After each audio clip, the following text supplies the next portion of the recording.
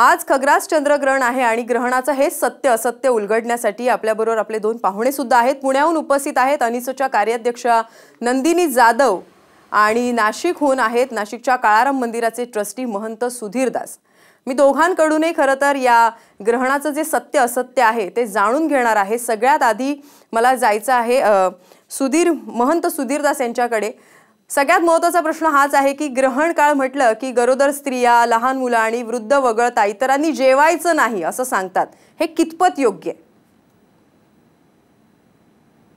धर्मशास्त्रीय दृष्ट्या त्या ठिकाणी सांगितलंय की हा जो वास्तविक कालखंड आहे हा अत्यंत पुण्यपवित्र कालखंड आहे। शास्त्रामध्ये व्रत, जप, नियम, तप, स्वाध्याय, क्रतू इत्यादी नियम त्या ठिकाणी सांगितलेत आणि त्यात असं सांगितलंय की ग्रहण कालाच्या पूर्वसंध्येला आपण ज्याला वेद म्हणतो त्यामध्ये धर्म अनुष्ठान मंत्रांच्या जपाच्या माध्यमातून आपल्याला जेवढी ऊर्जा प्राप्त करून घेता येईल। आपण जर खगोलीय स्थिती जर पाहिली तर चंद्र, सूर्य आणि पृथ्वी एका कक्षेच्या रेषेमध्ये येतात, याला त्रिवेणी संगम म्हटलाय। हा त्रिवेणी संगम जसा आज प्रयागला दुसरं शाही स्नान आहे, असा त्रिवेणी संगम मन, बुद्धी, अहंकार आणि चित्त या तिघांच्या ठिकाणी एकवटतो आणि या गोष्टीचा जास्तीत जास्त आध्यात्मिक दृष्ट्या ऊर्जा प्राप्त करून घेण्याकरता उपयोग करावा, सदुपयोग करावा, अशीच शास्त्रकारांची रचना आहे। अन्न जर ग्रहण केलं तर आपली ऊर्जा, आपलं जे चैतन्य आहे ते पोटाच्या ठिकाणी धावतं। बऱ्याच मंडळींना भोजन केल्यानंतर झोप येते, तर आपण पाहतो की आपली जी मानस ऊर्जा आहे, आपली जी चैतन्य ऊर्जा आहे ही पोटाकडे धावते।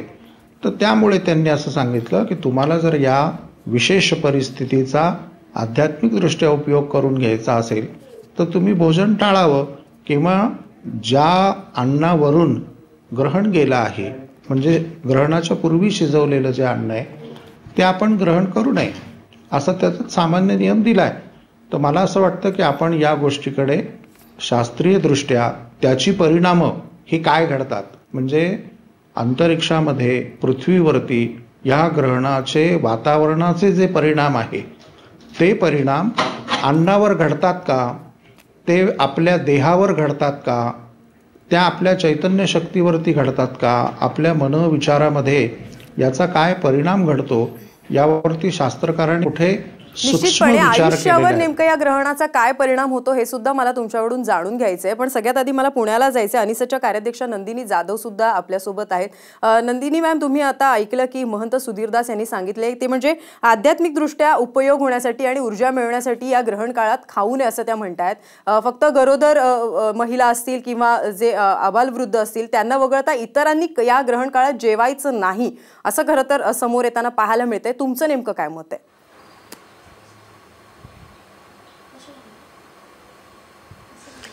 महाराष्ट्र अंधश्रद्धा निर्मूलन समितीच्या मार्फत वेळोवेळी या सूर्यग्रहण किंवा चंद्रग्रहण याच्या बाबतीत आपण नेहमीच प्रबोधन करत असतो।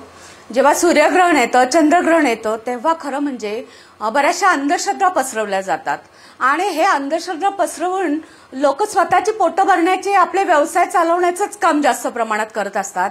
याचा इतर व्यक्तीवरती काय परिणाम होतो हे पाहिलं जात नाहीये। खरं म्हणजे अन्न खायचं नाहीये।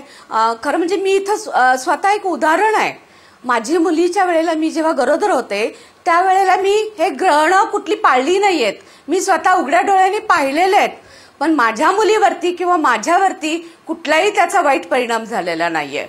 म्हणजे की हे लोक ज्या पद्धतीने अशा अंधश्रद्धा पसरवतात हे चुकीचं आहे। त्याच्यामुळे याचा विचार करणं फार गरजेचं आहे।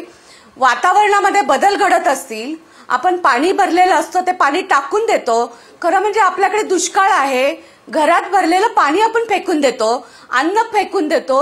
भुकेलेले आज इतके रस्त्यावरती पडलेले, त्यांना अन्न मिळत नाहीये आणि ते अन्न आपण फेकून देतो। खरं म्हणजे याची आपण चिकित्सा करणं फार गरजेचे आहे। चिकित्सा केली जात नाहीये आणि पाणी जर का आपण म्हणतो जे नळातून पाणी येतं ते ज्या तलावातून येतं, त्या तलाव काही झाकलेले असतात, नद्या झाकलेल्या असतात, त्याच्यामध्येही हे किरण परावर्तित होत असतात, परंतु त्याचा काही इफेक्ट होत नाहीये। महंत सुधीरदासजी, तुम्ही नंदिनी मॅडमचं म्हणणं आता ऐकलेलं आहे. त्या म्हणाल्या आहेत की अनेकदा असं अनेक घरांमध्ये पाहिलं जातं की जे झाकून ठेवलेले पदार्थ आहेत किंवा अगदी पाणी सुद्धा जे आपण साठवून ठेवतो त्यावर तुळशीचं पान ठेवलं जातं आणि ग्रहण काळ संपला की ते ओतून दिलं जातं. आणि आता बघतोय की आपण महाराष्ट्रात दुष्काळाची स्थिती आहे, तर अशा सगळ्या परिस्थितीत या सगळ्या गोष्टी आपण फॉलो करणं कितपत योग्य आहे?